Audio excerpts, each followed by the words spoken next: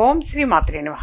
ఇప్పుడు తెలియజేసే అంశము, మనకి ఆర్థికంగా ఉన్నత స్థితికి వెళ్ళాలి అనంటే ప్రధానంగా దృష్టి దోషం తొలగిపోయి ఉన్నత స్థితికి వెళ్ళాలి అనంటే అమావాస్య రోజు కనీసం ఇలా పాటించాలి, ఇలా ఆచరించాలి. కనీసంగా మనం గోమాతకి ఆహారం తినిపించటం.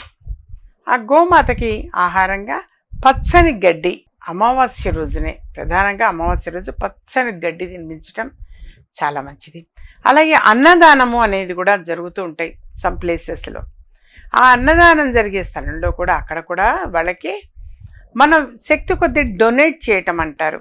పచ్చని కూరగాయలు కావచ్చు, ఆకుకూరలు కావచ్చు, ఏవైనా అవి కూడా మరి వాళ్ళు చక్కగా వండి అందరికీ కూడా, అన్నదానానికి వచ్చినటువంటి అందరికీ కూడా మరి భోజనం అనేది పెడతారు. చాలా చోట్ల కూడా అమావాస్య రోజు తప్పనిసరిగా భోజనం పెడుతుంటారు నాన్న. ఫ్రీ మీల్స్ అనేది కొంతమంది అమావాస్య రోజే పెట్టాలి అని కొద్దిమంది అనుకుంటారు, అలా పెడుతుంటారు. అయితే ఆ రోజున డొనేషన్ అనేది వస్తు రూపేణ ఇవ్వదలుచుకుంటే ఈ విధంగా కూరగాయలు కొనిపెట్టడం, ఆకుకూరలు కొనిపెట్టడం, అలా చేయటం శ్రేష్టం. ఇప్పుడు ఆ అమావాస్య అనేది మంగళవారం వచ్చింది. మంగళవారం వచ్చినాడు మరి ఏం చేస్తే విశేషము అనంటే కందులు అంటే కందిపప్పునైనా సరే అన్నదానం జరిగే ప్రదేశంలో కందిపప్పుని డొనేట్ చేయండి, మీ శక్తి కొద్దీ డొనేట్ చేయండి. అలాగే గోమాతకి కందులు సోమవారం రాత్రిపూటే కొన్ని కందులు నానబెట్టి ఆ నానబెట్టిన కందులు అనేవి గోమాతకి తినిపించటం విశేషం. దానితో పాటు కొంచెం బెల్లం ముక్క, నానబెట్టిన కందులు, బెల్లం ముక్క. మరి అమావాస్య మంగళవారం నాడు వచ్చినప్పుడు మాత్రం తప్పనిసరిగా ఈ విధంగా ఆచరించటము చాలా చాలా మంచిది. అంటే ఉన్నత స్థితికి వెళతారు, ఆర్థికంగా ఉన్నత స్థితికి వెళ్ళేందుకు ఇప్పుడు తెలియజేసేది.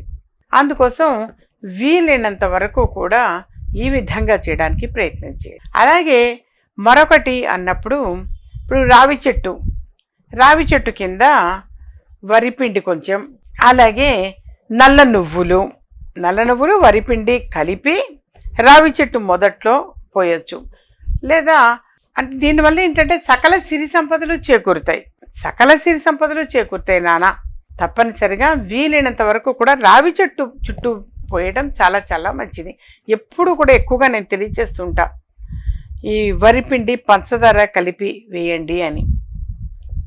అలాగే ఈ అమావాస్య తిథి నాడు మాత్రం వరిపిండితో పాటు కొంచెం నువ్వులు, ఒక నల్ల నువ్వులు లేవమ్మా మరి తెల్ల నువ్వులు వేయచ్చు అంటే వేయచ్చు, ఏవైనా నువ్వులు మన వరిపిండి అంటే బియ్యపిండి కలిపి రావి చుట్టూ కూడా ఇలా చల్లడం విశేషం. ఆ విధంగా చల్లడం వలన కూడా ఆర్థికంగా స్థిరపడే అవకాశం ఎక్కువ ఉంటుంది. ఇదేం పెద్ద ఖర్చుతో కూడుకుంది ఏమీ కాదు, మీరు చేయగలుగుతారు. కాకపోతే శ్రద్ధ అనేది ఇంపార్టెంట్. దేనికైనా సరే శ్రద్ధగా నేను చేయగలను అనుకుంటే చేయగలుగుతారు నాన్న. ఇప్పుడు ఆఫీస్కి వెళ్ళే ముందైనా చిన్న ప్రాసెస్ చేసుకుని వెళ్ళిపోవచ్చు. అలాగే ఆంజనేయ స్వామి వారి గుడిలో కూడా మంగళవారం అమావాస్య కలిసి వస్తే ఆ రోజున ఆంజనేయ స్వామి వారి గుడిలో 5 ఒత్తులు అనేవి వేసి వెలిగించటం విశేషం. 5 ఒత్తులు వేసి నువ్వుల నూనె వేసి వెలిగించటం.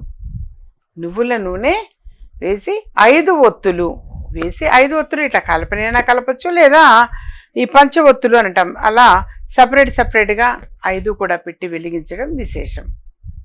వెలిగించి అక్కడ కూర్చొని కాస్త వాటికి కుంకుమ పెట్టి హనుమాన్ చాలీసాను చదవండి. కనీసంగా ఒక 5 సార్లు అయినా సరే హనుమాన్ చాలీసా చదవడం విశేషం. దీనివల్ల ఆరోగ్యపరంగా బాగుంటుంది, ఆర్థికపరంగా కూడా బాగుంటుంది. అలాగే కొంతమంది ఎందుకని తెలియదు జడుసుకుంటుంటారు, అలాంటివి కూడా తొలగిపోతాయి నాన్న. కానీ వీలైనంత వరకు కూడా ఈ చిన్న పరిహారాలు అనేది ఆచరించడం చాలా మంచిది.